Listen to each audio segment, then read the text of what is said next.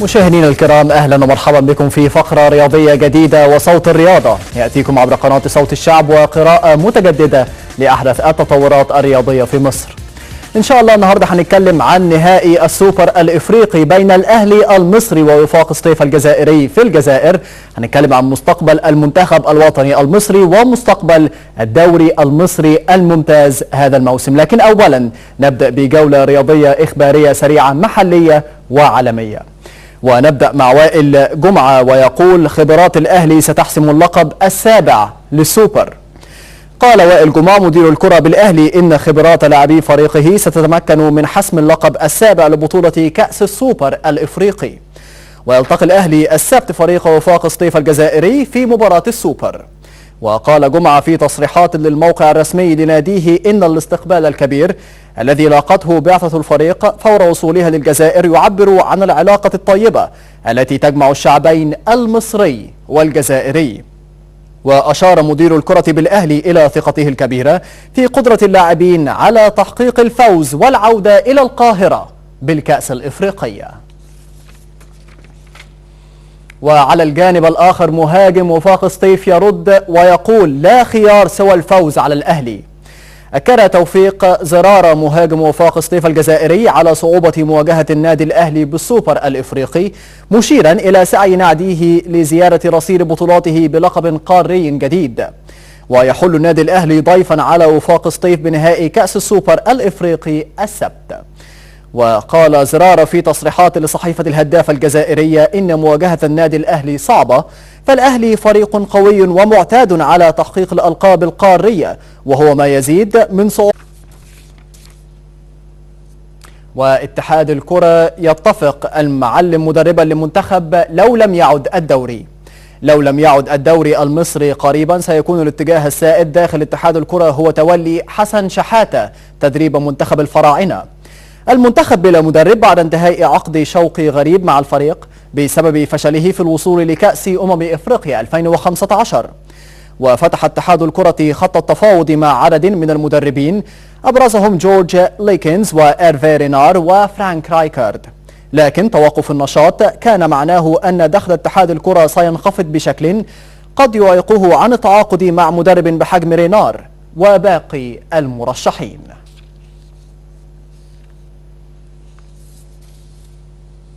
خطة فيجو للوصول لرئاسة الفيفا. كأس العالم يتكون من 48 منتخبا.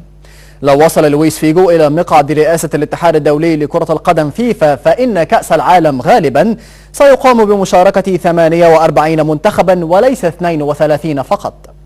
البرتغالي صاحب 42 عاما يدخل سباق الترشح لقيادة المنظومة الكبرى لكرة القدم ضد سيب بلاتر الرئيس الحالي. وقال فيجو عن مخططه: أؤمن بأن كأس العالم يجب أن يشارك فيه 40 منتخبا أو ربما 48. جدير بالذكر أن الأمير علي بن الحسين وميشيل براغ أيضا في سباق الوصول لمقعد رئاسة الفيفا.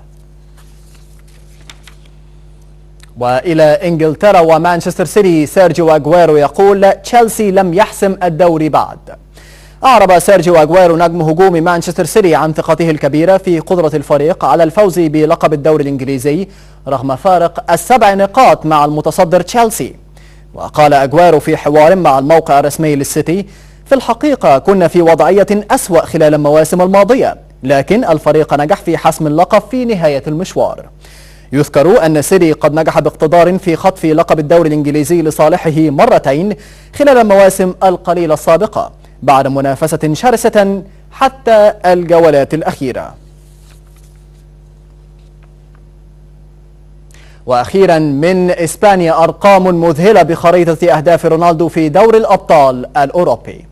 أعدت صحيفة ديلي ميل البريطانية تقريرا مطولا عن النجم البرتغالي كريستيانو رونالدو مهاجم ريال مدريد الإسباني، تشير فيه إلى أن الهدف الذي سجله في مرمى شالكة في ذهاب دور 16 لدوري أبطال أوروبا فتح الباب أمام عدة أرقام مذهلة.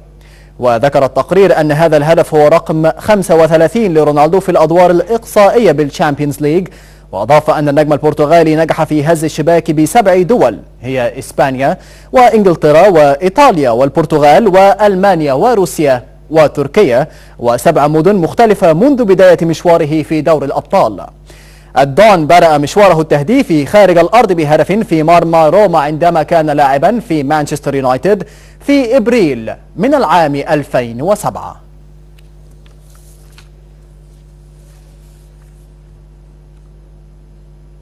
نهاية الجولة الإخبارية والفقرة الأولى من صوت الرياضة. في الفقرة الثانية من الفقرة الرياضية معنا إن شاء الله الضيوف الأستاذ لطفي السعان الناقد الرياضي ورئيس تحرير الكورة اليوم، وكابتن حازم فرج مدرب حراس مرمى نادي المقاولون العرب. فانتظرونا.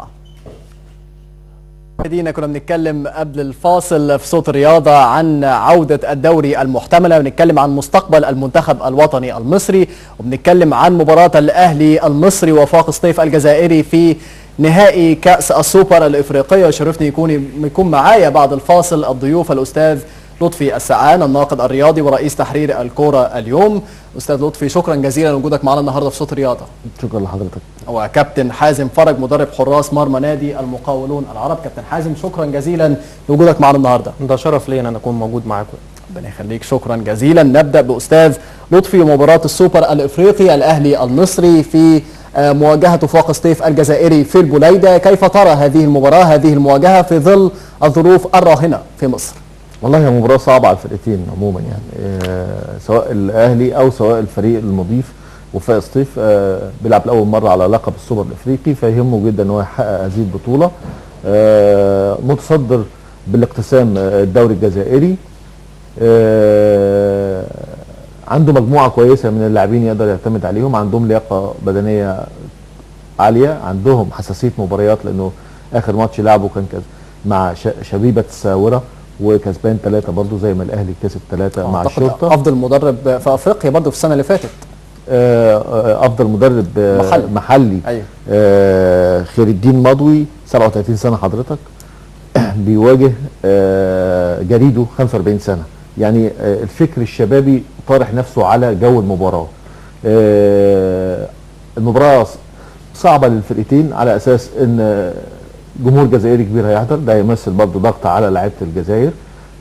والنادي الاهلي ما عندوش دوري، الدوري متوقف، مفيش مباريات وديه قدر يلعبها طوال الفتره لرفض الامن تامين اي مباراه وديه. مباراه مصر المقاصه واتلغت. مصر المقاصه وبعدها طلع الجيش. تمام. ايضا الدوري مفيش حساسيه لغياب الجمهور، فبالتالي انت بتحس ان انت بتقدم مباراه في جو روتيني بحت، فكل ده ياثر على اي فريق بيلعب مباراه اللي هي مباراه تساوي بطوله. الاهلي يهمه انه يضيف لرصيده البطوله رقم 21 في رصيده القارني، عشان يبقى عنده 21 بطوله يبقى متقدم بهم على الانديه الاكثر احرازا للبطولات في العالم. اي سي ميلان وبوكا جونيورز. بوكا جونيور والميلان وريال مدريد بيجي بعديهم في الترتيب. النهارده عشان اقول ان النادي الاهلي ظروفه افضل، ما اقدرش اقول ظروفه افضل، لكن على الاقل هو بيقدر يفصل ما بين المباريات العاديه والمباريات ذات سابقه البطوله. بالظبط. ناخد فكره الظروف الافضل، ناخد كابتن حازم. كابتن حازم، رئيس النادي محمود طاهر قال ان الاهلي دايما بيلعب لما تكون الظروف سيئه في مصر وفي افريقيا عامه. هل انت موافق على هذه الجمله؟ يعني انا دايما بقول ان النادي الاهلي لما بيجي يلعب بيلعب بروح الفانيلا الحمراء. ده نمره واحد. يعني انت شوف عد كام مدرب جه في نادي الاهلي، هتلاقي فيه على الفترات اللي فات كل مدربين جم لنادي الاهلي هم ناجحين. ناجحين ليه؟ ناجحين اول حاجه روح الفانيلا الحمراء، ادي نمره واحد. نمره اتنين انه كل شيء بالنسبه للمدرب بيوفروا ليه، الاداره بتوفره ليه، سواء اجنبي او محلي. ده اكيد. كابتن حسام البدري ما كان موجود، نفس النجاحات نفس بعد جوزيه كابتن محمد يوسف كمان بعد كابتن حسام البدري، يعني سلسله. بالظبط كده. الحاجه الوحيده اللي بتنفع في الحاجه دي كلها الروح. بحس النادي الاهلي ده روح ثانيه خالص مختلف عن اي حاجه. اتربوا في نادي الاهلي، الهزيمه دي عار.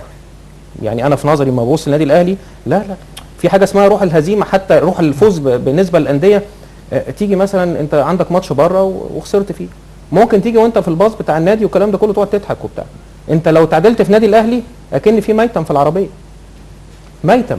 فانا ببص للنادي الاهلي حاجه ثانيه خالص بالنسبه للروح العاليه جدا جدا اللي هي هتعوض فارق الجماهير. ادي نمره واحد. في توقف الدوري، في عدم احتكاك، ده هيجي بالسلب. بس الايجابيات بالنسبه للنادي الاهلي ان النادي الاهلي دايما لا روحه عاليه جدا، بيحتك بكل شتى الطرق النفسيه عشان خاطر ان هو يجتاز مجموعه عدم الاحتكاك دي او الحته بتاعت عدم الاحتكاك دي لمكسب. فانا لا انا باثق في النادي الاهلي جدا، ورغم الظروف اللي هو بيقع فيها دلوقتي لا انا يعني فرص الاهلي جيده رغم الظروف.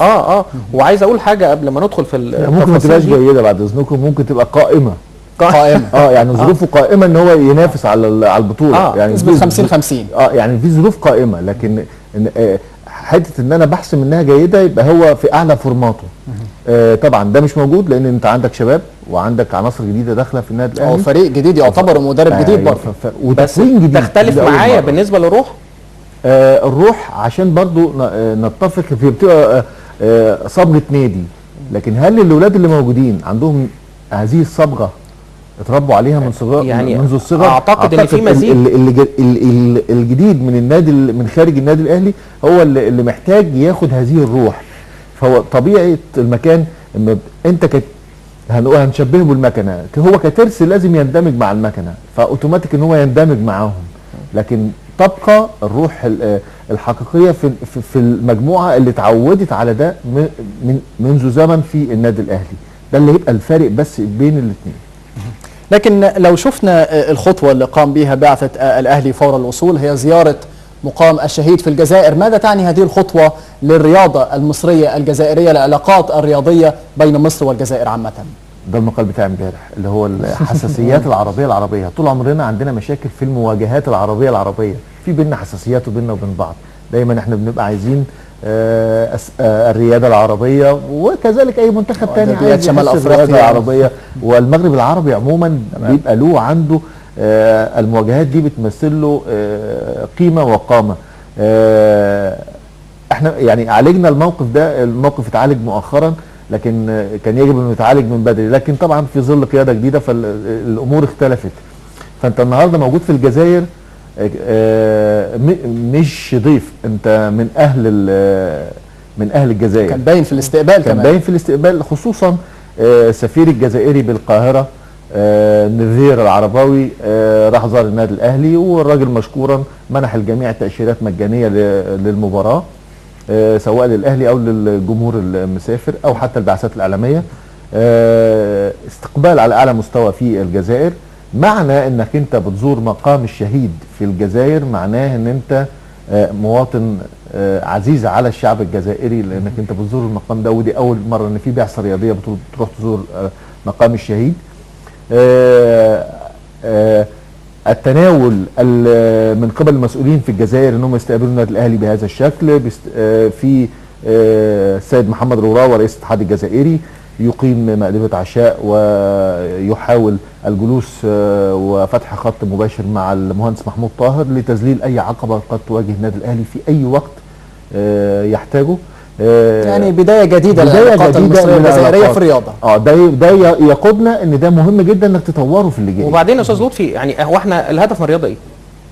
الاخاء، المحبه، التعارف. خلي بالك ان ده المفروض يبقى سيستم، المفروض يبقى بصفه دايمه، مش مجرد جانب بدني بس. بالظبط يا جماعه، المفروض ان نتكلم الكلام ده طبيعي. يعني اما انا اروح العب المغرب، هو الهدف ان انا العب المغرب ايه؟ يبقى في ود بيننا وبين بعض وفي محبه. الكره دي يعني في سبيل الرياضه عامه هي لعبه تعارف، ان انا اتعرف عليك، ان انا على عاداتك على تقاليدك، ان انت تحبني، ان يبقى في روح. بس مهما كان في حماس، في مشاعر، في ان انا عايز اكسبك. في فرق بين الحماس تماما وفي فرق في حدود برضه. بالظبط. يعني انا دلوقتي لما بلعب الاهلي والزمالك، انت تعرف ان اللعيبه دي بتطلع تخرج مع بعض بره، بيهزروا، بيضحكوا، بياكلوا مع بعض بعد المباراه، في ان هم بيزوروا بعض في البيوت كمان. ده شيء طبيعي. في فرق بين المنافسه وفي فرق ان انا لازم اتعرف عليك. هي لعبه الرياضه لعبه ان انا اخاء، ان انا لازم ان احنا نبقى اخوات في الملعب، لازم يبقى في روح. الروح دي مطلوبه ليه؟ الروح دلوقتي ان انا بقومك او ان انا بفك لك شد عضلي وانا في الفرقه المنافسه. ده هدفه ايه؟ صحتك نمره واحد. ان انت اخويا بره الملعب قبل ما اكون منافس ليا جوه الملعب. فده الهدف من الرياضه يا جماعه. طبيعي ان المفروض دي تبقى سايده بيننا وبين بعض كلنا. ان شاء الله هتفضل سائده. كابتن حازم، لو اتكلمنا برضو عن مستوى الاهلي بعد توقف الدوري، شايفه ازاي؟ هل هيكون مؤثر على مستوى الاهلي في مباراه السوبر الافريقي، ولا مش قوي ان هو لسه متوقف من فتره قريبه؟ يبقى احنا لسه بنتكلم، يعني احنا لو جبنا سيره المدرب بالنسبه لجريدو، جريدو اعتقد ان احنا متحفظين عليه كلنا، معظم الناس متحفظه عليه. احنا اتكلمنا فيما قبل ان اي مدرب اجنبي، او في نظري انا او في وجهه نظري انا، فاي مدرب اجنبي على راي الكابتن لطفي زي ما حضرتك تفضل وقال الترس ده لو جه خرج جوه المكنه، فاعتقد ان هو هيبقى ايه في الاخر يطلع لنا منتج كويس. بس ده بياخد وقت يا جماعه المدرب المصري عارف التقاليد والعادات والظروف بتاعه اللاعب المصري، احواله وظروفه ونظامه ايه، عاداته ايه. يا ترى نفس العادات اللي هنا هي في اسبانيا؟ ما اعتقدش ابدا. لعيب الكوره مختلف اختلاف كلي وجزئي عن هنا عن اسبانيا، صح ولا لا؟ فلما نيجي ان الراجل ده بين اوروبا عامه والشرق الاوسط عامه، انا بتكلم كمدرب ان هو بلده حتى عن كمان افريقيا كمان فطبعا لازم اللي احنا بننتمي ليها بالظبط كده. فلازم عشان خاطر ان هو يجي يمرن النادي الاهلي بياخد وقت وبياخد فتره. حسام البدري انخرط على طول ولا ما انخرطش على طول؟ على طول. عارف اللعيبه دي منين؟ طلع قطاع الناشئين، كان بيبني فرقه ثانيه خالص من اول وجديد عشان عارف الناشئين قبل الفريق الاول. كان قاعد سنين مع جوزيه برضه. بالظبط. بس يا ترى قبل ما يقعد هو مش من النادي الاهلي؟ تمام. مش عارف قطاع الناشئين اللي تحت، مش عارف طباع وعادات وتقاليد اللاعب المصري ايه؟ هينخرط بسرعه ولا لا؟ نفس سر نجاح كابتن فتحي مبروك. برافو بالظبط. ليه مخليني كابتن فتحي مبروك تحت الدرجه الاولى على طول؟ ده من احسن المدربين اللي هي تطلع لك ناشئ للدرجه الاولى. هو ده الاساس بتاع النادي الاهلي. اما انا متحفظ عليه بعض الاحيان والاوقات ما بيقدرش الماتش، التغييرات في حاجات معينه كده لسه الراجل ده ما انخرطش فيها. طبعا نرجع للسؤال بتاع حضرتك. طبعا ان فتره التوقف دي هتسبب اثر، مفيش مشكله خالص، ان الحساسيه بتاعت الماتشات تختلف اختلاف كلي وجزئي عن التمرين بيبقى حاجه، وحساسيه الماتشات ثانيه حاجه مختلفه خالص. تمام. الاحتكاك، المنافسه، القوه، الضغوط النفسيه اللي انت بتقدر تلعب فيها وانت لاعب مع الجمهور، ده كمان هيأثر من ناحيه الجمهور، هيأثر لان هناك الجمهور حماسي جدا، بتاع الجزائر حماسي جدا جدا جدا، وانت بقالك فتره هنا ما لعبتش تحت ضغط نفسي، لان في فرق بين الثبات الانفعالي بتاع لعيب الكوره لما بيلعب في ماتشات، وفرق ان انا بلعب تمرين ما فيش اي ضغوط نفسيه.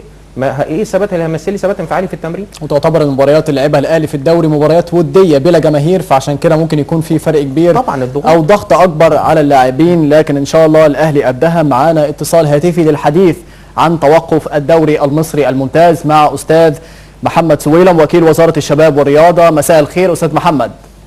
مساء الخير، اهلا بيك. اهلا وسهلا استاذ محمد. كنا بنتكلم عن توقف الدوري المصري الممتاز، اخر الاخبار وصلنا لايه؟ هيعود امتى؟ هل هيعود اصلا هذا الموسم ولا لا؟ هو ان شاء الله هيعود ان شاء الله الدوري، هو ان شاء الله يوم الاربعاء القادم اجتماع مجلس الوزراء. حضرتك عارف ان كان قرار ايقاف الدوري كان قرار من المهندس ابراهيم محسن بسبب طبعا الاحداث اللي حصلت في الدفاع الجوي وإنبي الدوري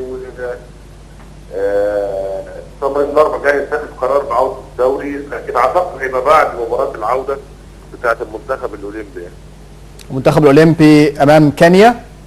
بالظبط، لكن الدوري هيعود يعني الموضوع هي كانت عمليه وقت بس ان شاء الله، لكن نتمنى ان عوده الدوري تكون مع هدوء الاحوال عموما في مصر، ويكون النيابه انتهت من تحقيقاتها، ويكون اتعرف مين السبب في المأساة او في ان شاء الله. يعني الدوري هيعود بقرار نهائي ان شاء الله يوم الاربعاء القادم. لو كلمنا عن الاجراءات التنظيميه، الاجراءات الامنيه اللي هتتخذ ان شاء الله في باقي مباريات الدوري هتكون ازاي؟ هو الوضع اختلف، يعني انت لما بتتكلم على اجراءات تنظيميه وتامين وفي جمهور، الموضوع مختلف تماما. انك هتلعب الدوري هيكون من غير جمهور ان شاء الله يوم 25 فبراير القرار يتاخد، هيبقى العبء الاكبر على طبعا على الداخليه، وربنا يكون معاهم. يعني عمليه التامين بدون جمهور على فكره لا تقل كخطوات وكاجراءات عن وجود الجمهور. يعني انت شايف في حاله افتقان من الوايت نايتس، تمام، الالتراس عموما. فاعتقد ان هيبقى فيه اهتمام بعمليه التامين اكتر من المره اللي فاتت شويتين ثلاثه.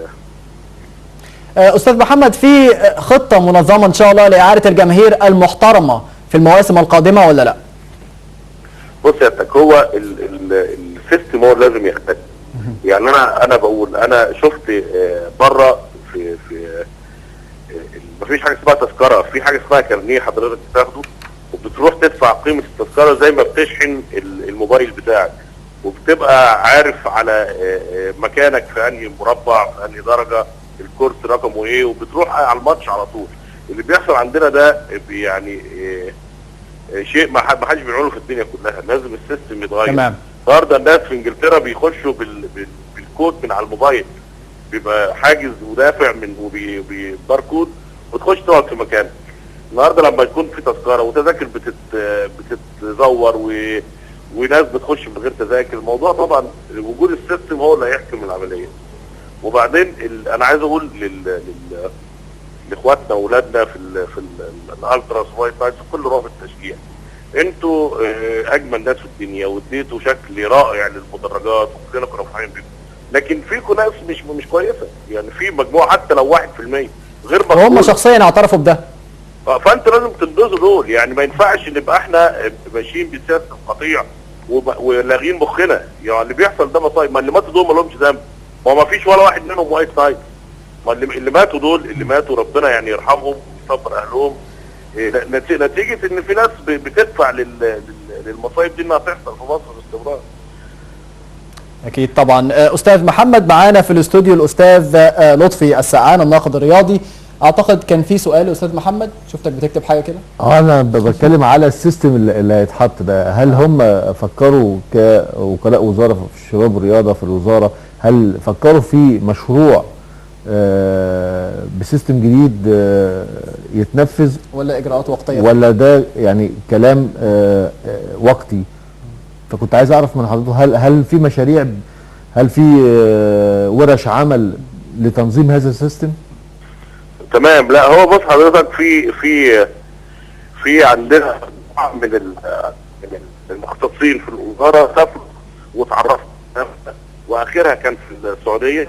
الموضوع هيطرح للشركات المتخصصه هي اللي هتقوم بعمليه تسويقه، لان الموضوع نفسه هيدخل فلوس حتى للاضافيه سواء لاتحاد الكوره او للانديه. السيستم موجود وجه واتطبق في المملكه العربيه السعوديه، وكان موجود قريب هناك الدكتور مصطفى عزام والاستاذ محمود الجراحي، وجابوا السيستم ومعروف. هي مجرد بس يتم طرح الموضوع من الشركات المتخصصه، واعتقد ان في ناس حتى من غير ما نبدا نطرح بداوا يعرضوا يقدموا عروضهم علشان يبداوا يطبقوا النظام ده. الكوادر اللي موجوده جوه الوزاره مش هي اللي تعمل ده، لا يعمل ده ناس متخصصه في التسويق، بحيث ان بيحط السيستم باليات تنفيذه، وفي النهايه بيتم تطبيقه بقى بمعرفه الانديه وبمعرفه الاتحاد وبمعرفه الشركات المتخصصه. كان كل واحد هيبقى ليه دور يعني. بس اكيد يا محمد بيه ال 90 مليون هيبقى فيهم كوادر.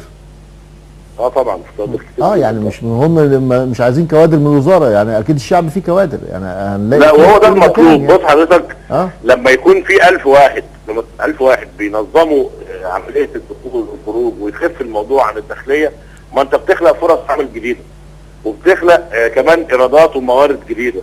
في طبعا في كوادر هايله في مصر يعني، مش موضوع الوزاره. سؤال استاذ محمد، كابتن حازم فرج مدرب حراس مرمى نادي المقاولون برضو كان عنده سؤال لحضرتك، اتفضل. محمد بيه تحياتي لحضرتك الاول. يعني انا عايز اقول بس ليه التاخير؟ يعني الكلام ده ما حصلش قبل كده ليه؟ يعني اعتقد الفتره اللي فاتت دي كلها ما حصل الكلام ده كله واحنا منعنا الجمهور عشان الحاجات دي كلها تحصل، ليه ما كانتش حصلت؟ كاجراءات تنظيميه وامنيه. طب بس انا عايز اقول حضرتك هو عشان الامور تبقى واضحه، هو المفروض ده دور لجنه الانديه في اتحاد الكوره، واتحاد الكوره هم اللي بيعملوا ده مع الانديه. الوزاره ملهاش دخل بالسيستم ده خالص، هو تدخل الوزاره جه نتيجه ان الناس دي مقصره في الدور اللي بيقوموا بيه، سواء في الكارثه اللي حصلت دي او اللي قبليه، او حضرتك في المجال وشايف كل ماتش اللي بيحصل فيه ايه. يعني انا مفيش ماتش روحته اللي ما بلاقي بتوع الوايت نايتس والالتراس بيخشوا ببلاش وبالعافيه ومشاكل مع الداخليه وخلافه. طب وليه صرحنا بالجمهور قبل الحاجات دي ما تحصل؟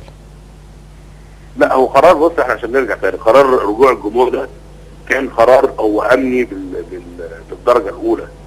يعني كان في موافقات امنيه قبل رجوع الجمهور. طبعا مفيش حد يقدر يقول ان احنا وافقنا، بس اكيد تحت ضغوط يعني. طبعا الناس كلها كانت بتطالب بالجمهور يحصل، كل الاعلام كان بيطالب وكل الانديه كانت بتطالب رابط المشجعين كانت بتطالب، ولجنه الانديه كانت بتطالب، كل الناس بتطالب ان الجمهور يرجع. كل الناس كانت بتقول ان المباراه من غير جمهور مالهاش اي معنى انت نفس حضرتك دلوقتي بتتكلم على ماتش الاهلي اللي جاي وبتقول ان اللعيبه مش متعوده انها تلعب في ظل وجود جمهور. بس في سيستم قبل الرجوع اللي حضرتك بتتكلم عليه، السيستم اللي كان المفروض يحصل قبل الرجوع. لا بص حضرتك، احنا طول عمرنا بننظم مباريات، طول عمرنا كانت الامور كويسه جدا، ما كانش بيحصل الكلام ده. اللي حاصل ده لان في مشكله موجوده في البلد حاليا، لكن انك تفكر بقى تعمل سيستم حديث زي اللي بيحصل في انجلترا، زي اللي بيحصل في اي مكان، ده نتيجه ان الضغوط الشديده اللي موجوده عليك، انت عايز تحكم السيطره. طب حضرتك مأيدني ان يعني الدوري يرجع من غير جمهور الفتره دي كلها لغايه ما الحاجات دي تحصل؟ حتى يرجع استكمال الدوري بدون جمهور، بدون جمهور، لكن يتم بقى تجهيز الاستادات وننتهي من شغلانه الكاميرات اللي لازم تركب والبوابات الالكترونيه اللي لازم تعمل، ونخلص من الموضوع ده. يعني الموضوع اول قوي من 3 ساعات موضوع بورسعيد لغايه النهارده لازم ننتهي من القصه دي، ولازم يبقى في حاسمه. النهارده انت في انجلترا لو شمروخ واحد اتولع بتتخصم نقطه من الفريق اللي جمهوره عمل كده. بالظبط، لازم الكلام ده يفعل بقى، وننسى قانون الرياضه الجديد اعتقد. ننسى الخوف من الاهلي ويبقى في سيستم بيطبق على الناس كلها. ما هو مش المفروض ان الاهلي والزمالك ياخدوا الدوري طول العمر او الاهلي ياخدوا طول العمر. المفروض كل الانديه يبقى في سيستم واحد بيطبق عليهم، ويكون في اتحاد كره قوي سواء جماهيريه او لا. بالظبط كده. بالظبط. استاذ محمد سويلم وكيل وزاره الشباب والرياضه، شكرا جزيلا للمداخله وللايضاح. استاذ لطفي، عوده للدوري بلا جماهير كما توقعنا، تعليقك على هذه الخطوه؟ عمر طبيعي انت ما عندكش حل تاني. يعني ان انت ما عندكش حل تاني ان هو يرجع بدون جمهور. مصلحه اللاعبين والانديه والتسويق والشركات. الكوره خلينا برضو نتكلم يعني ايه في شيء مجرد، مش كل حاجه بتحكمنا فيها الفلوس، والا كنا ما فيش حاجات كتيره وقفت. انت عندك منتخب اولمبي بيخوض تصفيات هتبقى مؤهله ريو دي جانيرو. اول ماتش عنده 1 مارس مع كينيا. تمام. ده هيجي له احتكاك منين وهو ما بيلعبش؟ هفضل انا العب مباراه وديه، افضل سموحه والزمالك والاهلي برافو عليك. بالظبط، انت بتفتقد ده. بالظبط. بالتالي انت كمان الفرق اللي عندك، طب هتلعب ازاي؟ طب الفرق اللي عندك دي كلها ماضيه عقود مع ناس كتيره مرتبطه بفلوس بتدخل الخزنه. طب مفيش فلوس، مفيش مرتبات، فهي معضله. لكن في النهايه هترجع من غير جمهور، مش ازمه. لكن في النهايه لازم يبقى عندنا حاجه، مفيش حاجه اسمها اجمد اوقف. عايزين ثقافه ان في مسابقه تشتغل، في مسابقه معروف مواعيدها من اول يوم اعلانها الى اخر يوم فيها. مفيش حاجه. بس محتاجين قوانين اقوى لمواجهه الخارجين عن القانون في المدرجات. احنا مش محتاجين اي حاجه يا باشا. محتاجين تنفيذ. طيب احنا عندنا القوانين بس ما بتتنفذش. التفعيل يعني هو التفعيل ده شيء مهم جدا. يعني المشكله فين؟ المشكله في ان القانون ما بيطبقش. يعني هم لما رجعوا الجمهور رجعوه على اي اساس؟ ولما بيلغوا الجمهور بتلغيه على اي اساس؟ ما هو هنا للاسف احنا دايما بنبص تحت رجلينا. عايز شوكولاته، حاضر ادي الشوكولاته. طيب جاله تسمم، ما انت اللي طلبت الشوكولاته. طب وانت مش عندك نظر ان يبقى عندك رؤيه؟ فين الرؤيه الاعم والاشمل اللي هي بتاعت المؤسسات الدوله؟ مش انا بتكلم على مؤسسات الدوله زي وزاره الشباب والرياضه، زي وزاره الداخليه، زي اتحاد الكوره، الوزارات المعنيه اللي هي بتنظم الكلام ده. طب انتوا فين؟ لا مش مناسبه. ممكن انا بقى ليا طلب، لكن في النهايه الطلب اللي انا بطلبه مش واقعي، او ربما انا مش مدرك تداعياته. افهم ان في تداعيات اخطر، لكن انا مش لما تحصل ازمه ابدا اقول لا يا جماعه كله يرجع مكانه بقى. ده مش نظام. هو انا شايف ان في طرق للتفاهم مع الالتراس. هو في مناسبات كتيره تم اقتحام الانديه، تم اقتحام بص انا هقول لحضرتك استادات، كان في مشاكل كتيره. يعني انا ضد مساله ان انا اتفاعل مع الالتراس او اقترب للالتراس. معنى ذلك ان انا بخلق كيانات موازيه للدوله. بالظبط. انا رافض المبدا ده. ليه؟ لان هناك دوله فهناك قانون يتبع من الجميع. لكن ان انا بخلق كيانات وبعدين برجع في الاخر اقول ايه؟ ده الالتراس اللي عمل، بشتكي منهم. طب ما انت اللي بتقعد معاهم وانت اللي خلقت هذا الكيان. المفترض ما ينطبق على الالتراس ينطبق على اي مواطن عادي، ملهاش علاقه تعامل بالقانون يبقى في قانون. ونفذ القانون. طبعا تفعيل القانون ده شيء مهم جدا، هو اللي هيحميك في بالظبط. النهايه، بالظبط. هو اللي هيحافظ عليك في كل حاجه. لكن انا النهارده عشان بتغاضى عن تنفيذ القانون وهناك قصور في الوزارات المعنيه في تحمل مسؤولياتها، بس يعني انا مش بطالب منها حاجات اكبر من مسؤولياتها. بالظبط. المشاكل بتزيد وتتفاقم. بس- كابتن بس- حازم، رؤيتك لهذه المشكله ايه؟ اول حاجه انا ضد مساله يعني ايه الدوري يتلغي. هقول لك حاجه صغيره قوي. الدوله او دلوقتي حتى يتاجل. ولا لا، يعني الالغاء ده ما فيش حاجه منه خلاص، زي ما قال استاذ لطفي، لا في سيستم معين خلاص من اول الدوري لغايه اخر الدوري يبقى معروف. لا انا بتكلم بقى الغاء، ايه الغاء؟ تهديد بالالغاء والكلام ده كله. هقول لك حاجه صغيره قوي، انت مش بتدور دلوقتي على مشاريع ان انت تشغل فيها الشباب؟ تمام. بتخلق استثمارات قد ايه عشان الشباب دي تشتغل؟ كتير. مليارات. دلوقتي مشروع من لا مشروع. انت بتشتغل عندك كام واحد في الرياضه مشتغل بالرياضه؟ من 4 ل 7 مليون على فكره في البلد. يعني مشروع فين؟ هات لي مشروع كده في جمهوريه مصر العربيه كلها بيشغل من 4 ل 7 مليون. مفيش. فمعنى ان انت تلغي، معنى ان 4 ل 7 مليون شاب موجودين في الشارع. ده نمره واحد. نمره اتنين، ان انت بتجعل الجسم السليم في خلي العقل بالك السليم. كمان المهن الاخرى المستفيده من المسابقه. هي اكيد مترتبة. اكيد، ما انا بقول لك من 4 آه. ل 7 مليون، يعني من 4 دول مشتغلين بتوع بالفعل القطاع. والباقي عليه. فطبعا المجموعه دي كلها لما تقعد هتسبب مشاكل قد ايه؟ هتسبب ضغوط على الدوله انها عايزه تفتح بيوتها منين؟ خلي بالك من دي. فانا بعمل مشروع من لا مشروع، زائد ان في نفس الوقت المشروع ده بيهدف لحاجات تانية كتير.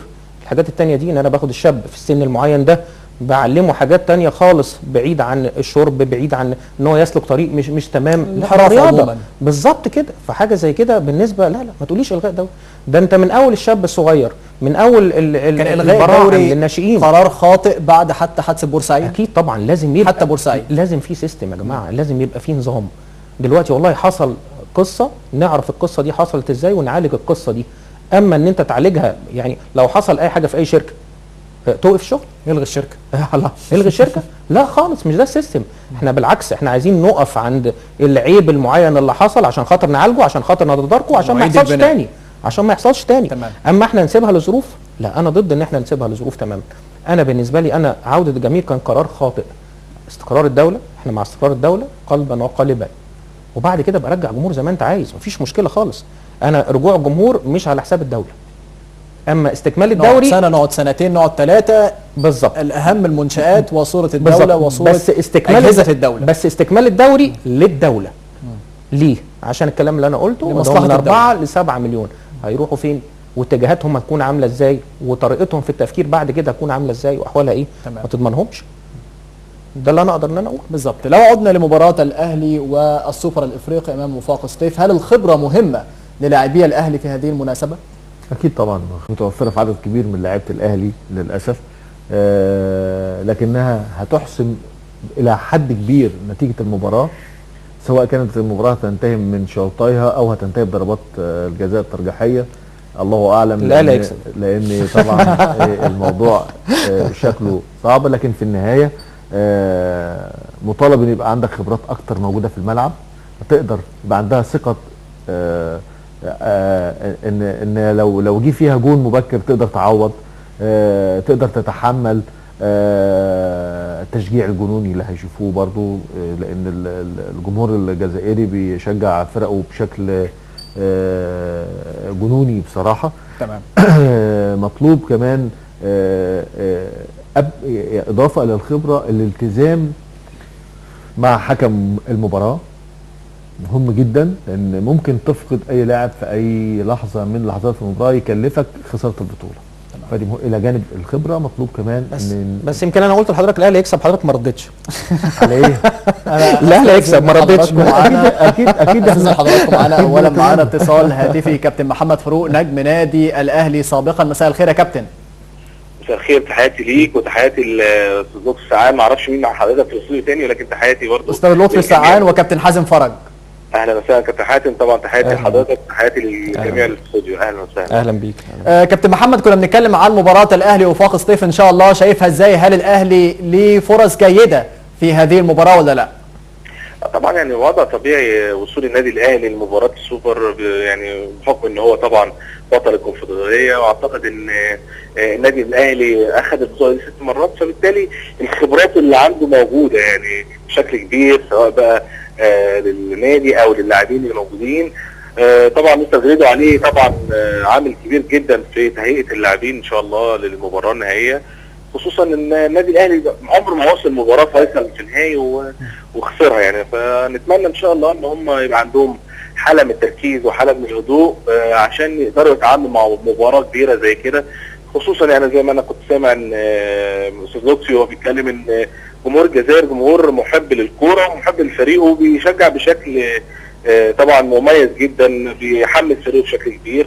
فبالتالي النادي الاهلي بيقابل فريق قوي، فريق عنده مجموعه من اللعيبه اقوياء، جمهور، فمباراه صعبه جدا. نتمنى ان شاء الله انه يتعاملوا معاها بشكل جيد وتبقى البطوله من للنادي الاهلي، يعني ده اللي احنا بنتمناه كمحبين للنادي الاهلي والجمهور المصري يعني. ان شاء الله. كابتن محمد، راضي عن اداء جريدو لحد دلوقتي؟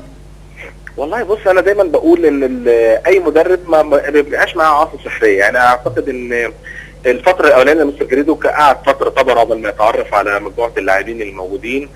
حتى لما تبص على التشكيل بتاعه كان دايما فيه بشكل كبير عدم ثبات في التشكيل، واعتقد ان الفرق الكبيره ما بيبقاش او ادائها ما بيبانش غير لما يبقى فيه تثبيت للتشكيل، واعتقد ان ده حصل بدايه من مباراه بتروجيت في الدوري الممتاز، وبعديها طلائع الجيش، وبعديها ماتش الزمالك. يعني شفنا تطور للنادي الاهلي في ادائه وشكل الفريق، ولكن طبعا هو بيقابل صعوبه كبيره في الفتره اللي فاتت، انه بيخسر بعض اللاعبين سواء في ايقافات سواء في اصابات. طبعا ده بيتاثر بشكل كبير على اداء الفريق، ولكن يعني كلنا امل النادي الاهلي وقت الزنقه او وقت الصعوبه دايما بتلاقيهم بالظبط. نتوقع ان الاهلي يلعب احسن في الظروف السيئه او الاسوأ. بص يعني هو بطوله، واعتقد ان البطوله دي ليها يعني تركيز او شكل خاص او حسابات خاصه سواء للجهاز الفني او للاعبين، فبالتالي التعامل بتاعها هيتعامل على اساس ان دي بطوله وماتش واحد، فبالتالي لازم يعني التركيز يبقى عالي جدا، لازم الهدوء، لازم تنفيذ التعليمات من جانب اللاعبين من خلال الجهاز الفني اللي اداها لهم. كل ده لو اتعمل بشكل جيد، اي ظروف بقى صعبه هيقابلها اللاعبين او النادي الاهلي الفريق هيمر بسلام وهيحققوا الهدف من المباراه يعني. ان شاء الله نتمنى التوفيق للنادي الاهلي. كابتن محمد فاروق نجم نادي الاهلي سابقا، شكرا جزيلا للمداخله. كابتن حازم، بنتكلم عن النادي الاهلي، غيابات، اصابات، ايقافات، ممكن عماد متعب يغيب عن هذه المباراه، كان جات له برد اعتقد نزله بالظبط، وبعدين تعافى منها وعاد للتدريب يوم الخميس. لو غاب عماد متعب عن المباراه هل يتاثر هجوم الفريق ولا لا؟ لا اعتقد ان كمان كان متعب كان بينزله كمان في الشوط الثاني بعض الاحيان والاوقات، ما كانش معتمد عليه اعتماد كلي وجزئي يعني. بس يمكن انا اختلف في حاجه واحده بس، فرقه البطوله ما بتعتمدش على ان في جمهور، تحت ضغط جمهور، تحت ضغط حكم، الكلام ده كله الاهلي متعود عليه. يعني انا شايف الاهلي مش دلوقتي ان انت بتلعب من غير جمهور والكلام ده كله، انا بتكلم فيما قبل، متعود عليه، بيلعب تحت ضغوط، فرق بطوله سواء دوري سواء بطوله افريقيا سواء كونفدراليه سواء البطولات كلها اللي بيدخلها. فانا شايف لا هيبقى في عنف من الجمهور وفي شديه جامده جدا حماس عالي جدا جدا جدا، ما انا لا اقصده حماس تمام. بس الاهلي واخد على الكلام ده كله، واخد عليه. فانا باثق في نادي الاهلي جدا، في نادي الاهلي. اما في اختلاف مع جريديو، لان بحس ان بعض الاحيان والاوقات عدم ثبات التشكيل ده بيصب في مصلحه اي فرقه ثانيه، لان ثبات التشكيل هو استقرار، بيبقى في ربط بيني وبين المهاجم اللي معايا، بين اللعيب اللي جنبي، خلاص ببقى انا عارف السيستم بتاعه بيلعب ازاي، بأني طريقه بأني اسلوب، خلاص بيبقى في انسجام، كل واحد ليه دور معين، بيبقى في انسجام. اما كل مره الاقي تشكيل مختلف عن التشكيل اللي قبله، طب فين الانسجام، فين التعود، فين الفهم اللي بيني وبين الراجل اللي جنبي ده؟ لان الانسجام ده بيعود على الفرقه باكملها، مش مثلا ايه ان انا احس مثلا ان انا الاقي المهاجم ده مختلف عن اللي انا كنت بلعب جنبه. بتفرق في الاداء وبالتالي بتفرق في النتائج كمان. لو اتكلمنا على خوان جاريدو، استاذ لطفي شايفه ازاي؟ هل تتوقع ان اداء جاريدو يتطور في المباريات القادمه في المواسم القادمه، ام تكون رحلته نهايه في هذه الموسم؟ ده يتوقف ان هو يبقى معاه فريق جاهز. موضوع الاصابات موضوع مؤذي جدا لاي مدرب في الدنيا. انت قعدت فترات طويله التشكيل بتاعك هو عفوا غير ثابت، لانك انت عندك غيابات كتيره جدا، فكل ماتش بتلعبه بتشكيل جديد، فطبيعي مش هيبقى فيه انسجام. بس مش اصابات بس، لا خلي بالك يعني ما كانش اصابات بس، ده كان هو نفس اللعيبه اللي عنده، والاقي تشكيل تاني مختلف في الماتش اللي بعديه. هو اللي احنا عايزين نوصل له ايه برضه؟ ان مفيش مدرب نازل وعايز يخسر. تمام، خلينا تمام. نتفق برضه ايه على قواعد ثابته. بالظبط، لسه بيجرب اللعيبه اللي معاه. ما دي الافكار اللي تختلف. لكن انا ممكن اكون في التمرين احسن واحد في التمرين، ممكن اكون في التمرين احسن واحد، بس لكن في الماتش بس يا كابتن لطفي، استاذ لطفي، في فرق ان ده لعيب ماتشات، بيبقى المدرب فاهم ان ده لعيب ماتشات وده لعيب تمرين، ينزل تحت ضغط عصبي نفسي ما يقدرش ان هو يأدي. انا لو لعبت تمرين بقى مش هلعبه خالص. بالظبط، ده اللي احنا بنقول عليه. ده اللي احنا بنلعب، ده احنا اللي متفقين عليه. بس ثبات التشكيل ده من نجاح اي فريق، ما فيش اختلاف، لكن لما يبقى عندك الفريق كله كامل يقدر هو يثبت تشكيله بشكل اساسي، واعتقد ان ده مش هيبقى متاح غير لما يبقى عندك اللعيبه كلها مفيش اصابات، لانك انت بتعالج اصابات بقالك فتره. بس الاصابات دي غايبه فيها المستشفى، غايبه بقى لها فتره كبيره قوي. بتعالج في لعيبه النادي الاهلي. بتهيألي الاصابات دي غايبه بقى لها فتره كبيره قوي، مش من دلوقتي بس. ايوه انا بقول لك بقى لك سنتين. زي ما هم معنى كده لو خرجت الاصابات دي هتلاقي ان اللعيبه اللي موجوده هي. لا مش هي، لان في ناس اعتزلت وفي ناس جت جديده، في دماء جديده اتحطت بعد ما جه. نعم بعد ما جه، يعني الكلام ده كله قبل ما جه، قبل ما يجي كان ابو تريكه معتزل، بركات معتزل، كل الناس دي كلها كانت معتزله. ده كان قبل ما يجي. لما يجي الراجل الوضع بقى مختلف عنه. بالظبط كده، الوضع بقى مختلف، بدليل ان انت ما ثبتش غير في اخر ماتشات، وبتحاول بقدر الامكان تلعب اخر ماتشات. اخر ماتشات بالظبط، لان هي دي اللي اتيحت ليك. يعني جالك ظرف مثلا بتاع اسيا بنت كابتن شريف اكرام، لا مصاب ولا موقوف بالظبط، لكن عنده ظروف عائليه. مسعد عوض دخل مكانه، ومسعد عوض دخل مكانه، احمد عادل اتصاب، فبتيجي لك ظروف احيانا غير طبيعيه.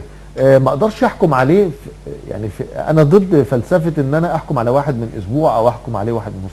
انا متعاقد معاك عشان اشوف شغلك في النهايه، لكن ان انا بحكم عليك بالقطعه ده انا ضد المبدا ده خالص. لكن في النهايه اي مدرب اولا جوزيه لما جه الاهلي اول مره ما لقاش لعيبه مشي، لما رجع جاب لعيبه كتيره جدا، الدنيا اختلفت معاه. تمام. توني اوليفيرا لما جه وما لقاش لعيبه مشي من الاهلي. يعني عايز اقول في النهايه المدرب الاوروبي الادوات اللي معاه الموضوع بيختلف عن المدرب المحلي. المدرب المحلي بيمشيها لك ايه يعني الجوده بالموجوده بتعاملنا الشعبي. طبعا ناشئين وهيطلع لك على قد لحافك مد رجلك وبيمشي. بس يا استاذ لطفي ده الصح ولا ده؟ هكمل كلامي معلش عشان ما نبترش القضيه بس عشان ما نبترش القضيه. اللي انا اقصده بس جزئيه بس واحده. لا هقول لحضرتك على حاجه مهمه جدا. يختلف الثقافه ما بين المدرب المحلي والمدرب الاوروبي. بدليل ان جوزيه كان اوروبيا في تعامله مع لاعبي النادي. لا حضرتك قلت جزئيه ولم يكن محل. ايوه لا جزئيه ايه؟ لا جزئيه ان انا بعتمد على اللعيبه الصغيره. يا ترى ان انا اشتري ولا اجيب من اللي عندي؟ يا سيدي الفاضل مدرب فريق البطوله يختلف عن مدرب اي فرقه في الدوري. اكيد طبعا. انا راجل بلعب بطولات ومطالب مني ان انا احقق بطولات. جميل. مصلحه البلد فين؟ لا مفيش حاجه اسمها مصلحه خلي البلد. بالك. لا خلي بالك حضرتك ده كلام بالنسبه للمدرب الاجنبي ولا بالنسبه للنادي؟ استاذ لطفي بالنسبه للنادي طبعا. بالنسبه للنادي ما هو النادي ده يا جماعه انا مش جاي متعاقد معاه عشان اكسب، عشان اجي اطلع له ناشئين واطبطب عليه. طب حسام البدري ما دي كانت تجربه حسام البدري. اولا ما كانتش عمليه تجربه البدري او ما كل واحد قعد فترات، سواء محمد يوسف او حسام البدري قعدوا فترات مكمله ولم تكن فترات طويله. بس عملوا طفره في نادي الاهلي برضه خلي بالك. بص هو لما هقول لك على حاجه، لو تفتكر الايام ترجع بيك الذاكره لورا ان لعيبه الاهلي لك ايه عايزين ننجح محمد يوسف.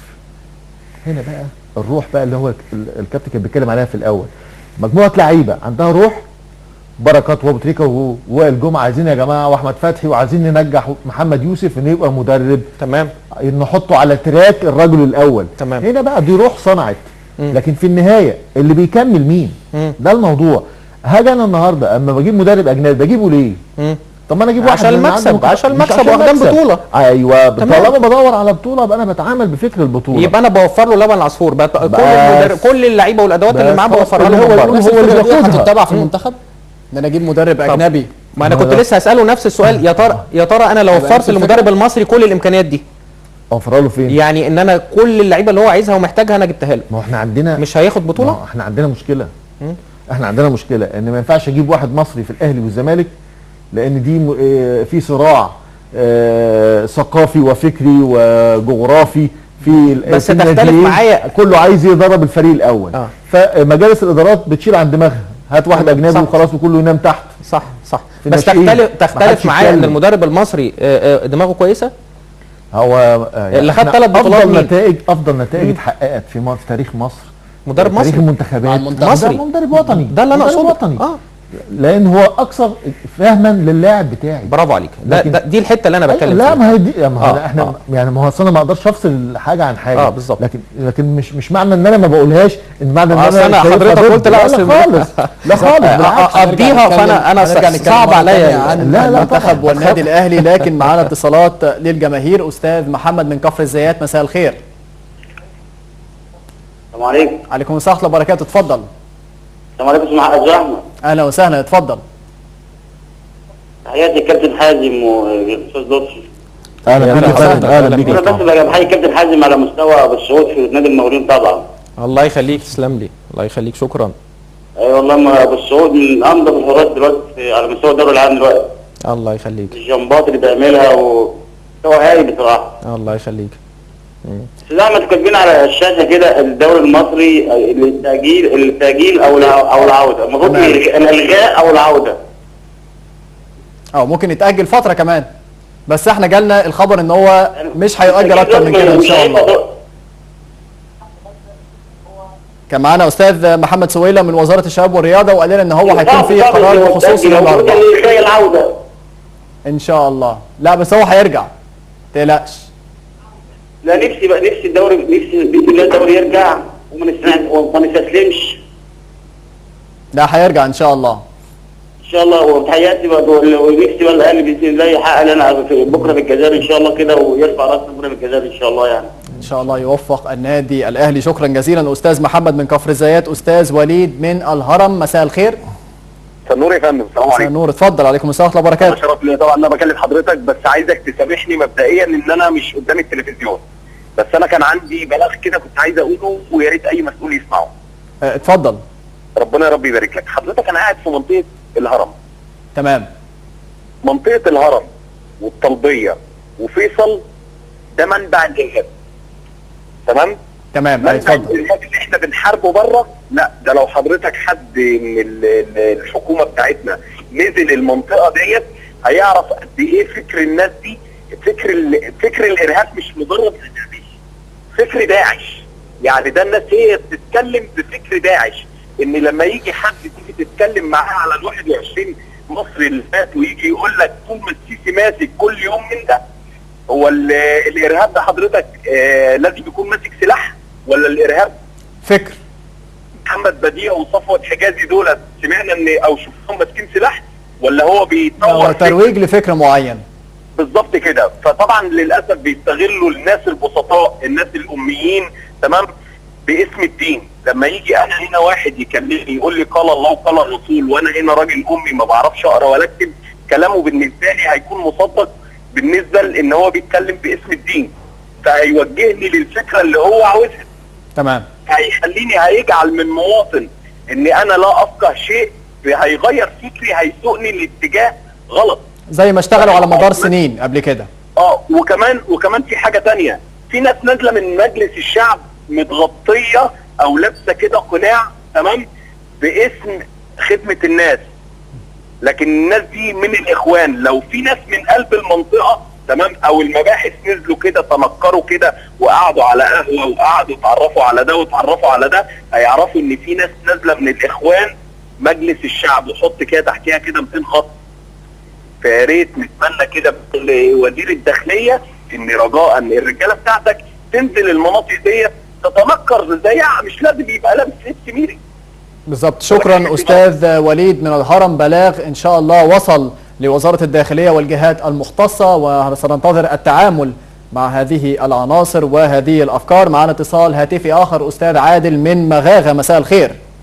خير يا فندم. مساء الخير عليك وعلى مصر وعلى كل الناس الحلوه وكده. فريق الاهلي ما عندوش حجه يا فندم كده. فريق الاهلي عارف ان وراه قياده سياسيه الحمد لله بتتابع كل اخبار المصريين في كل حته يا فندم. بتتابعها في ليبيا وبتتابعها في في سوريا وبتتابعها في كل حته، فان شاء الله كده منتظرين من فريق الاهلي العظيم اللي هو صاحب البسمه الحلوه وصاحب الحاجه الحلوه والفرحه الحلوه للمصريين ان هو يرجع لنا بكاس السوبر، لان احنا خدنا افضل كاس سوبر في العالم لما خدنا بطار ولادنا المصريين. وبقول لحضرتك حاجه يا فندم بعد اذنكم، يعني انا بتمنى من القياده السياسيه والصوت ده يوصل عن طريق حضرتكم، انتوا المنبر بتاعنا، انتوا المنبر بتاعنا. اكيد اتفضل. احنا عايزين الجيش العظيم بتاعنا والقياده العظيمه بتاعتنا شغاله، محدش يتدخل في شغلها، بس مش عايزين نهمل داخليا. الشباب كتير يا فندم ومحتاجه كتير، لان احنا محتاجين كتير، محتاجين عمل، محتاجين حاجه صناعيه الشباب يمشوا عليها، محتاجين حاجات كتير قوي. ان احنا الحمد لله في مرحله بناء، في الانتخابات الثالثه، في الاستحقاق الثالث لخارطه الطريق باذن الله اللي هيكمل بامر الله، بحب الشعب ده وبوعي الشعب ان هو يدرك ان مين اللي هيجيب له حقه، مش مين اللي تاجر بيه قبل كده، واحد تاجر بيه سنين والتاني تاجر بيه بالدين. فاحنا عايزين الاختيار يكون للراجل اللي هو باذن الله قاعد معاك وقاعد وسطيك وما عندوش لا عقارات ولا عنده حاجه ابدا، ويعرف يجيب حقك، باذن الله. ان شاء الله. استاذ عادل الدوله مش شباب زي ما حضرتك قلت، خطوه واستحقاق. شكرا استاذ عادل. الاخوان المفسدين اللي هم استاذ عادل، شكرا جزيلا للمداخله. زي ما حضرتك قلت، خطوه هنوصل للمستقبل المشرق ان شاء الله. كابتن حازم، كنا بنتكلم قبل كده عن مباراه الاهلي ووفاق سطيف ان شاء الله، هل يميل جريده للهجوم ام الدفاع؟ لا، انا اعتقد ان هو هيميل للتوازن. لازم في ماتش زي كده، ماتش بره وماتش مصيري، لازم ان هو اول حاجه لازم يامن نفسه الاول.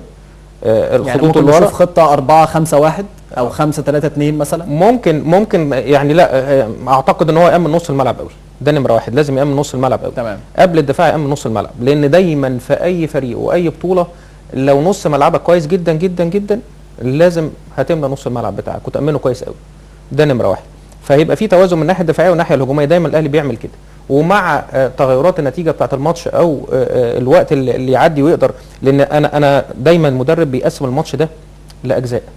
والله اول تلت ساعه او ربع ساعه ليه طريقه لعب معينه، والله زي ما كان راسم، بيبتدي ان هو يغير في طريقه اللعب، ويبتدي ان هو ينزل واحد او اثنين او ثلاثه فيما بعد، ان هو عشان خاطر ايه يغير طريقه اللعب بتاعته. تمام. اما نمره واحد لازم يامن خط الدفاع بتاعه. نص الملعب هيبقى لازم بقدر الامكان ان هو يامنه. وانا اعتقد ان هو يلعب براس حربه واحد في بدايه الماتش، يلعب راس حربه واحد. راس حربه واحد، خطه متوازنه لجريده ان شاء الله للاهلي امام وفاق سطيف. اتصال هاتفي اخر، استاذ حماده من كفر شكر، مساء الخير. السلام عليكم. عليكم السلام ورحمه الله وبركاته، اتفضل. استاذ احمد، يا ريت بس توطي صوره التلفزيون وتسمعنا من التليفون. تمام ماشي. اتفضل. كويس كده؟ تمام اتفضل. تمام. مسا على حضرتك والكابتن لطفي والكابتن حازم. اهلا وسهلا بحضرتك. ان شاء الله الاهلي ان شاء الله هيكسب. الاهلي معودنا دايما في البطولات والماتشات المهمه بيكون قد المسؤوليه، وان شاء الله يفرح الشعب المصري ان شاء الله. وبس احب اقول بس رساله بس لاتحاد الكوره، كره القدم بصراحه هو ما ينفعش وزير الرياضه يسكت عليه اكتر من كده. يعني فشل في كل حاجه، حتى اختيارات المدرب مش عارفين يجيبوا مدرب، يعني جايبين مدرب كوت ديفوار. حضرتك مع لعيبه محترفه، هو مش هيصنع الفرق مع منتخب مصر. احنا عايزين مدرب شاب في مصر، حسام حسن، حسام بدري، الناس اللي ما خدتش فرصه وعندها طموح. مع احترامي للكابتن حسن شحاته عمالين يرشحوه، وهو اول واحد طبعا فشل في وصول لكاس افريقيا، ووصل كاس وتصفيات كاس العالم برضه فشل، كان معاه لعيبه قويه جدا. احنا ممكن ناخد راي استاذ لطفي في هذا يعني انا الموضوع. انا مع المدرب الاجنبي ام مع المدرب المصري؟ المدرب الاجنبي طبعا اغلى، لكن المدرب المصري فاهم اللعيبه اللي حواليه. يعني تمام. يعني هو ماديا ما عشان نقول لا وكل حاجه ماديا. لا معلش عشان بس نبقى واضحين، رخيص انك ممكن تضحي بيه في اي لحظه. ممكن تضغط عليه وما تدولوش شرط جزائي وما تدولوش بقيه عقد. ما هو ماديا يعني معلش رخيص برضه. بس غالي. لكن لا نعم بس غالي فيه غالي في تدريبه، يعني ده اللي انا اقصده. لا مش الفكره غالي او مش غالي، الفكره النهارده انا محتاج مين. هو ده الموضوع يا جماعه. الموضوع مش الفكره ان انا عايز مدرب يجي فاقوم جايب اي واحد من البيت اقول له تعال درب للفرقه. لازم ان انا عايز ايه من المدرب عشان أجي بناء عليه احط مقومات للراجل اللي هيجي يحقق بالظبط أحلامه. بالظبط. هل انا بفكر النهارده فانا عندي بلان ل 2022 في اتحاد الكوره فبقول ده انا محتاج على مستوى الناشئين كذا، ومحتاج على مستوى المنتخب الاولمبي كذا، ومحتاج على مستوى الشباب كذا، ومحتاج على الفريق الاول كذا. الفكر الاوروبي بقى. لا الفكر الطبيعي يعني الطبيعي بتاع البني ادمين بس مش عندنا، ما بيحصلش هو هنا. ما بيحصلش عندنا بس الفكر الطبيعي اللي انا كبني ادم عايز احس انه موجود عندي، ما هو موجود عند البني ادمين التانيين. خريطة إيه اللي مختلف يعني عندي او عندهم؟ في دول فقيره جدا في افريقيا بقت افضل مننا كرويا. فالنهارده لما اجي السويه وصلت للسيمي فاينال في كاس افريقيا. باشا افريقيا الوسطى مخرجاك من والنيجر يعني معلمين علينا في كذا حاجه، واحنا اصحاب الثلاثيه الاخيره. لكن في وارد لكن في النهايه النهارده انت مش قادر تحدد انت عايز ايه. يعني نقدر نلوم اتحاد الكره على هذه المشكله؟ بالظبط. ما هو مش عارفين احنا عايزين ايه. ما هو طبيعي. ما هي يا باشا هي منظومه ماشيه. احنا كلنا بنقوم من النوم احنا طابخين ايه النهارده؟ عدس، هناكل عدس خلاص. كل البلد بتاكل عدس. لكن ما فيش حد فاهم النهارده هل العدس مناسب النهارده ولا مش مناسب. ده الموضوع بقى. هم النهارده انت عايز تجيب مدرب اجنبي، المدرب الاجنبي ده هل في بلان انت عايز تحققه من ورا المدرب الاجنبي هو الوحيد اللي هيقدر يحققه لك؟ هاته. برافو عليك. مش هيقدر يحققه. طب ما انت جبت كارديلي، ولما فشل كارديلي التجربه الايطاليه في مصر اضطريت ان انت تجيب حسن شحاته يكمل مكان كارديلي. حسن شحاته كان في التوقيت ده معاه لعيبه كويسه، عمل شغل كويس. اولا انا ضد منطق ان يقول لك ايه ده اعظم مدرب في الكون. هو مدرب حقق انجازات، لكن في النهايه مدرب من غير لعيبه صفر. صح. المدرب يتحمل 30% من قيمه الانجاز، اما اللاعب فيتحمل 70% من قيمه الانجاز. فعشان بس ايه نفهم الناس برضه معانا الموضوع مش مدرب الموضوع بس. مش موضوع مدرب بس. والله ما انت لو جبت اعظم مدرب في العالم معانا مع النظام بتاعنا ده مش هيطلع لك حاجه، لان انت التجارب اللي عندك بتقول كده. هو مين اللي بينفذ له؟ ما هو اللي بينفذ له مصريين اللعيب. ما هو اللعيبه اللي بتنافس. بالظبط. لكن انا بتكلم على المنظومه اللي بتشتغل معاه، منظومه مصريين برضه هم بيشتغلوا معاه. بالظبط. فهل هم بيقدروا ينجحوه ولا يفشلوا؟ هو ده الموضوع. لكن النهارده هل انا محتاج مدرب وطني؟ ما هنا بقى ايه الرؤيه اللي انا بتكلم فيها. هل اتحاد الكوره عنده رؤيه؟ ما اعتقدش. يعني لو كان عنده رؤيه، لانك انت النهارده انت قاعد بتقول هيرفي رينارد هو المدير الفني. الراجل قال لك ما حدش كلمني اصلا، يلا بالسلامه. طب انت طيب انا عايز اقول حاجه، انا محتاج مين؟ انا مش مهم الاسم، بس انا محتاج مين بدون مجامله وبدون محسوبيه وبدون عموله وبدون اي حاجه. انا محتاج مين يقود الكوره في مصر. طب راي حضرتك في الفتره الجايه ايه؟ بالنسبه اجنبي ولا مصري؟ يا باشا ما هو انا لازم اكون محدد انا عايزه ليه. هل انا عايزه اطلع بترجع كاس عالم؟ لاتحاد الكوره. هل انا عايزه اطلع كاس عالم؟ عشان الخطه اللي حضرتك بتتكلم عليها. كام سنه؟ 4 سنين على الاقل، 3 سنين 4 سنين كاس عالم. كاس عالم امتى؟ 3 سنين كاس عالم اللي جاي 18 في روسيا. 3 سنين انت قدامك 3 سنين بالظبط. انت بتفكر تحت رجليك ليه؟ يعني ما هو المنطق ان بالظبط. انا بجيبك ايه؟ ما انا جبنا براتلي 2014 ما رحناش خلاص. يجي شوقي غريب ما عرفش يودينا كاس يلا روح مش مشكله نجيب غيرك. تمام. هي ماشيه كده. مفيش اي فكره انك انت عندك رؤيه انت عايز ايه. اللجنه الفنيه عندك في الاتحاد الكوره بتعمل ايه؟ مدير فني الاتحاد الكوره ده بيعمل ايه؟ ايه الفكر اللي عنده اللي هو هيجي يطبقه لك؟ ايه البلان اللي عندك؟ ايه رؤيتك انت للكوره في مصر؟ ده انت المسؤول عن المنظومه مش حد تاني. بالظبط. فانت نفسك مش عارف. بالزبط. لكن انت بتقول اجيب اجنبي ليه؟ انت متخوف النهارده انك انت تجيب واحد مصري يبقى فيه صراع. ايوه. طيب مين في مصر مؤهل انه يبقى مدير فني منتخب مصر دلوقتي؟ عشان نكون واضحين. وفق السيره الذاتيه ووفق ارض الواقع هم 2 حسام البدري وطارق العشري. مفيش غيرهم.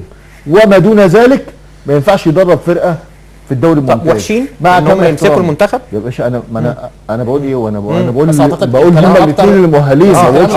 حسن شحاته بالنسبه للمدرب الاجنبي انا مطلوب منهم ايه الاثنين؟ وصول كاس عالم. الوصول ده كاس عالم. هل ده مرحله؟ تمام؟ هل ده مرحله؟ هل انا بفكر بقى في حاجه ابعد؟ يبقى اجيب واحد يبقى مخطط كوره. اجيب واحد يخطط للكوره. تمام. شغلته ان هو يخطط لي للناشئين الاعمار السنيه اللي انا محتاجها تفريخ لمنتخب اولمبي، تفريخ لمنتخب شباب، تفريخ لمنتخبات، هو ده المطلوب اللي انا افكر فيه. هنتكلم لكن اكتر لو عن انا هطلع المنتخب، لكن معانا اتصال هاتفي اخر. استاذ يسري من مطروح، مساء الخير. استاذ يسري. السلام عليكم. عليكم السلام ورحمه الله وبركاته، اتفضل. السلام عليكم. عليكم السلام ورحمه الله وبركاته. السلام ورحمه الله وبركاته. مساء الخير يا استاذ. مساء النور. ما انت قلت السلام عليكم. اهلا وسهلا. الصوت مش واصل له. اتفضل. بالنسبه يعني ان شاء الله للاهلي. استاذ يسري. الاهلي ان شاء الله. الاهلي ان شاء الله هيكسب. اعتقد الصوت مش بس هو واضح. بس عشان معلي عشان التلفزيون، التلفزيون بس هو عشان معلي شغال هناك. التلفزيون. شكرا استاذ يسري من مطروح. استاذ صفوت من المنوفيه، مساء الخير. السلام عليكم. عليكم السلام ورحمه الله وبركاته. ايوه يا فندم، والنبي يا فندم عندي مشكله عاوز اعرضها على رئيس الوزراء واعرضها على رئيس الجمهوريه. هو حضرتك لو في مشكله ان شاء الله او استفسار، بيبقى في فقره للجماهير على قناه صوت الشعب صباحا، فقره صوت الجماهير. حضرتك ممكن تعرض الاستفسار او المشكله وان شاء الله بيرد عليك في اقرب فرصه. شكرا استاذ صفوت من المنوفيه. استاذ جابر، مساء الخير. استاذ جابر. مساء الفل. مساء النور، اهلا وسهلا. فالتامر مشري. استاذ سالم من الشرقيه، اهلا وسهلا، اتفضل. ان شاء الله الاهلي هيكسب. ان شاء الله الاهلي هيكسب. ان شاء الله الاهلي هيكسب. اي ملاحظات تانية على اداء الاهلي؟ ده هيجيب 1-0 وليد سليمان. 1-0 وليد سليمان. كنترول. لا دي بس تعرف لو حد هيطرد ولا حاجه؟ كنترول يعني. شكرا استاذ سالم من الشرقيه. محمد من القاهره، مساء الخير. السلام عليكم. الو استاذ محمد. ايوه. اهلا، يا ريت بس نرفع الصوت شويه. السلام عليكم. اهلا وسهلا، اتفضل. بتاع دوت ان شاء الله الاهلي هيكسب 2-0. 2-0. ان شاء الله. تتوقع مين اللي هيجيب الاهداف؟ ان شاء الله وليد سليمان وعماد متعب. وليد سليمان يبقى كده كده هيجيب اجوان يا كابتن. نفس الحلم اللي خلاص كده يا كابتن والله. شكرا استاذ محمد من القاهره. كابتن حازم، اتكلمنا على مباراه الاهلي كثيرا، نتكلم على وفاق سطيف. هيشوف المباراه ازاي؟ هل هيهاجم من اول دقيقه؟ برضه حتى ده ماتش بطوله يا جماعه، حتى لو كان على ارضي لازم اعمل التوازن بين الناحيه الدفاعيه والناحيه الهجوميه، ده لا محاله حتى لو دي ارضي. لان انا لو تهورت وهاجمت على حساب الدفاع هيبقى في اختراقات، والاختراقات دي هتعود عليا ان انا لازم اعوض وبعدين اجيب جون تاني عشان خاطر ان انا اكسب. فلازم هيبقى في ناحيه اتزان بين الناحيه الهجوميه والناحيه الدفاعيه. انت ايه رايك يا كابتن في التدريبات بتاع ضربات الجزاء؟ ليها لازمه ولا بتفرقش كده كده وانت في الموقف نفسه بتختلف؟ طبعا ده اساسي، ده اساسي. بتفرق يعني. انت عارف عندنا حتى في النادي عندنا لازم نختم التمرين بضربات جزاء، لان انت بتحط في ضربات الجزاء مين نمره 1، مين نمره 2، مين نمره 3 وهكذا، لان دي بتعود على الثبات الانفعالي بتاع اللاعب. بس الضغط مش مختلف امام الجماهير في الملعب نفسه. انا معاك، امام حارس المرمى. انا معاك، بس انت من خلال رؤيتك للعيبه كلها بتبتدي تحكم مين اللي عنده ثبات الانفعالي. ممكن تلاقي واحد عنده ثبات انفعالي كويس جدا جدا وهادي، بس ما يعرفش يشوط ضربات جزاء. بطن رجله مفتوح اللي تحت ممكن تعلى منه. اما في لعيبه عندك نمره 1 انت بشوف مين رجله مظبوطه على الجون، ده نمره 1. يعني محتاجه تدريب اولا. طبعا. بنسبه قد ايه؟ يعني التوفيق بنسبه قد ايه والتدريب بنسبه قد ايه؟ لا التوفيق ده بتاع ربنا في كل حاجه. يعني ممكن نقول انا بتدرب لنسبه 70% ده اخري، لكن توفيق كده كده موجود. كتدريب لا، ممكن 50% 60% كمان.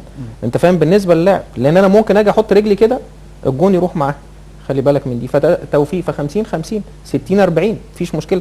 بالنسبه لحارس المرمى بقى بتكون حاجه ثانيه خالص مختلفه. في مدرستين في حراسه المرمى، مدرسه تقول لك توقع، ومدرسه ثانيه خد العب على الكوره.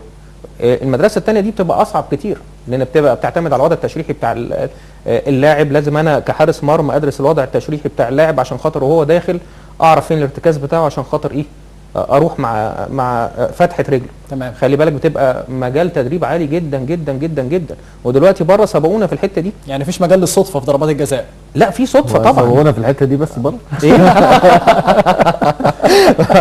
دي عاليه جدا على فكره، انت متحيز لبره. استاذنكم معانا اتصالات هاتفيه. استاذ سليمان من سيناء، مساء الخير. عليكم السلام ورحمه الله وبركاته، اتفضل. معك سليمان كامل. اهلا وسهلا، اتفضل. معك سليمان كامل. اهلا وسهلا يا استاذ، اتفضل. والله انا زملكاوي بس بحب الاهلي برضه يعني، وان شاء الله الاهلي يفوز 1-0. ما شاء الله، دي سابقه. 1-0. مين اللي هيحط الجول؟ وان شاء الله وليد سليمان يحط الجول. برضه وليد سليمان. كلهم على سيدي. شكرا استاذ سليمان من سيناء. استاذ محمد من اسيوط، مساء الخير. الخير يا فندم. اهلا وسهلا، اتفضل. اهلا بيك يا فندم. ان شاء الله الاهلي هيفوز 1-0، وان شاء الله يجيبوا عماد متعب باذن الله. عماد متعب ده مختلف. مختلف ان شاء الله. متعب حالك باذن الله. حالك انا عارف كده، وادي متعب وهيبقى بشرى خير ان شاء الله. ان شاء الله. استاذ محمد من اسيوط، شكرا جزيلا للمداخله. استاذ اسامه من المطريه، مساء الخير. مساء النور. اهلا وسهلا، اتفضل. مساء النور يا معالي الباشا.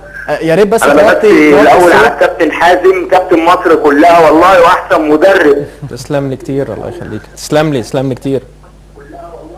يا ريت بس توطي صوت التلفزيون. الله يخليك. وعايز اقول حاجه بس كده بسيطه، ان فعلا الروح الحلوه، وبنتمنى التوفيق لمنتخبنا، وبنتمنى التوفيق للاهلي زي ما قال كابتن حازم، وان شاء الله خير يعني باذن الله. ان شاء الله. اي اضافه اخرى؟ شكرا. استاذ عبد القادر، مساء الخير. السلام عليكم. عليكم السلام ورحمه الله وبركاته، اتفضل. بنمسي عليك وعلى ضيوفك الكرام يا استاذنا. اهلا وسهلا. ان شاء الله الاهلي هيكسب 1-0. وليد سليمان؟ لا ان شاء الله احنا بنتفائل ان شاء الله كده يكون مؤمن سليمان وشه خير علينا. ما بعدناش برضه مؤمن سليمان برضه ما بعدناش. العيله. اي اضافه اخرى؟ الله يكرمك يا باشا. شكرا استاذ عبد القادر. استاذ لطفي، تعقيب اخير على مباراة الاهلي وفاق سطيف واتحاد الكرة الاجراءات التنظيمية ان شاء الله للدوري في باقي المسابقة واختيار المدرب الجديد للمنتخب. فيما يتعلق بمباراة وفاق سطيف، اتمنى انها يعني تكون مباراة تليق بينا على الاقل على المحك العربي والافريقي. بالنسبة المدير الفني اللي هيجي لمنتخب مصر، انا في ظل الظروف الحالية الدنيا مش واضحة. هو قال لك لو ما فيش دوري هيبقى في مدرب محلي. حسن شحاتة اعتقد. الموضوع مش حسن شحاتة عشان نبقى واضحين يعني، والا يبقى انت ما عادش فيه مخ. انا اسف يعني في التعبير ده. ليه انا دايما لما بقف برجع ورا؟ بص قدام شويه، شوف تجربه جديده على الاقل. يعني عندي نماذج لازم اشوف لها مكان. طب انت قلقان من حسام البدري انه يمسك منتخب مصر، طيب وخايف ان هو يسيب لك المنتخب الاولمبي. شفت انت ضعيف قد ايه؟ تقدر تاخد قرار؟ ما تقدرش تاخد قرار. مفيش اختيارات. انت مش قادر تقول سين هيبقى مدير فني منتخب اول لانك خايف من ب ان هو يسيب منتخب الاولمبي. ده منتهى الضعف.